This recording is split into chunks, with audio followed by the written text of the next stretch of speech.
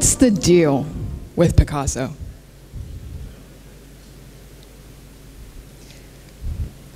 Revising my 10th grade art research project, I've encountered several recurring themes which all boil down to this. What are the implications of what drives us to see value in the things we do? As every ex-art student does, aside from disclosing that they're an ex-art student, I've overcomplicated my slides, but hopefully it keeps your attention. Pablo Picasso's Les Demoiselles d'Avignon, Georges Braque's Violin and Candlestick, Marc Chagall, I in the Village. Though maybe not by name, these works are extremely popular today, to the point of fading into the background. But what do they have in common? Introducing Cubism. Back when these paintings came out, art had been changing with various movements gaining popularity. We'll mainly be looking at this through the European lens, because Europe is at the heart of this movement's expression. Or is it? It sure would be a shame if a hidden muse were to be uncovered behind one of the West's most influential artists. None of this will make any sense without historical context, so let's see the state of affairs in the world in the late 19th and early 20th century. Industrialization is still taking the world by storm, thriving as consumerism and urbanization become the pervasive norm. This brings about more innovation, like more accessible cameras, fitting into an ever-changing political landscape. Colonialism goes from a project made to make trade cheaper to a full-scale exploitative ploy for expansion, avarice fueling further development. In France, a long-established hub of the fine arts like Italy, Paris becomes the global capital of art. A previously haughty artistic scene becomes slightly less so, with the Salon des Refusés and anti-establishment art rising in the scene. This marked the start of what we know as avant-garde, a term preferred when the basic modern doesn't cut it. All of the aforementioned was perfect priming for Cubism to be born. Artists can no longer depend on craftsmanship as photography took over, and exchange with other continents such as Africa through colonialism lent itself to a bigger pool of inspiration. But Cubism is not a standalone movement. It was inspired by the greater trend known as primitivism.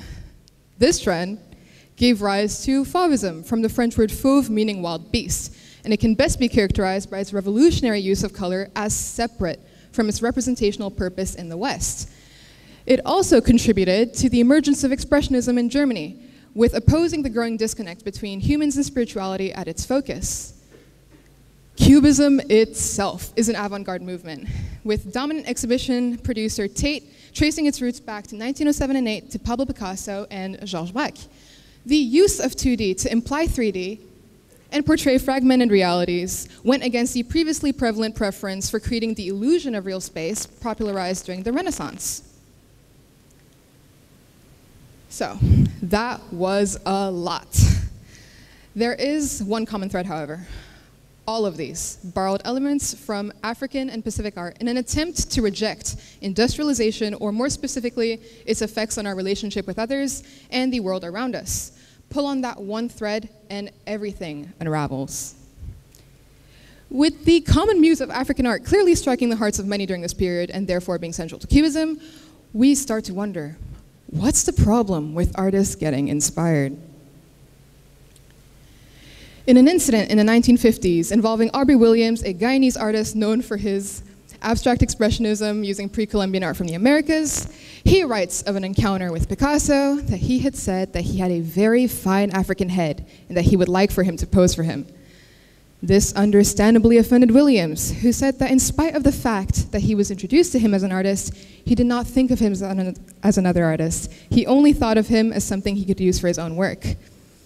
This, according to Gandhi, a professor in English and an author with an interest in post-colonialism, is a demonstration of the separation of African people in art and Africa as an object.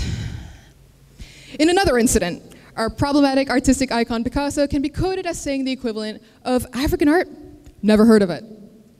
This ironic claim leaves a sour taste in the mouths of many, mine included.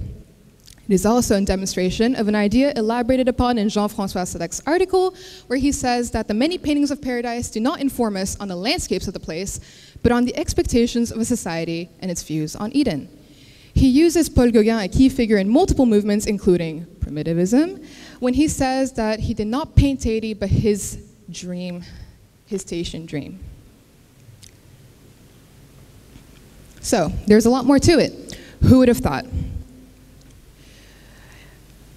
If we appreciate the muse as an unconscious essence, as opposed to a living being, then by appreciating artwork of the muse, are we not objectifying and appropriating something we do not truly know?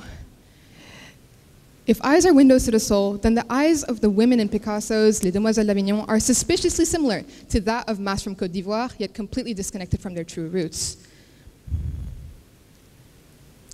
According to Yinka Shonibare, a British artist of Nigerian descent, cultural appropriation is a two-way thing. When interviewed for The Guardian, he praises Picasso for his nonconformist art, while also recognizing the underappreciated role of Africa in the rise of modernist art.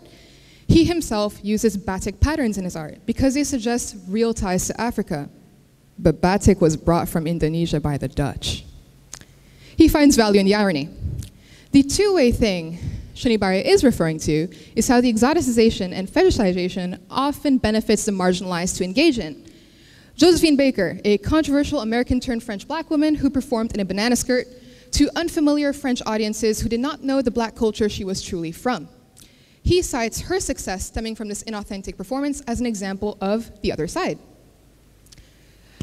All this talk, this is also connected to what Lisa Modiano, a specialist for The Collector, claims is the reason why, despite Africa and Oceania's mysticism and savagery, which the Europeans were not appreciative of, the elite was still intrigued, which allowed for the exploitation and appropriation of their materials without proper attribution. All this talk about African art. What is African art? This is the same question posed by Peter Mark in his paper, Is There Such a Thing as African Art? He describes, unsurprisingly, that the concept of African art is ultimately rooted in colonialist tendencies which can be traced back to the 18th century. This could also connect to the question posed by Eric Matala-Hatz, asking if cultural appropriation can be recognized without accepting cultural essentialism, which would ignore social factors in identity formation and back the development of stereotypes. We can't understand if something has been appropriated or not without understanding where said thing is deemed to be from. But as Yinka Shonibare's use of batik shows, it isn't always so clear to pinpoint origins or measure authenticity. This is why primitivism is largely considered a flawed framework, not only from a post-colonial point of view, but as an outdated, inaccurate catch-all term dating back to when Europeans saw no reason to differentiate between culturally and geographically different areas. Help.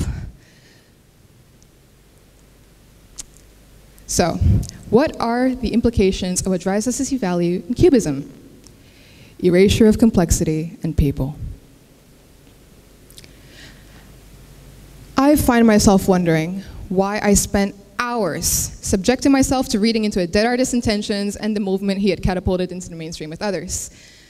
Aside from the explicit, crushing commitment I made to doing so and signing up for the class, not even worth mentioning.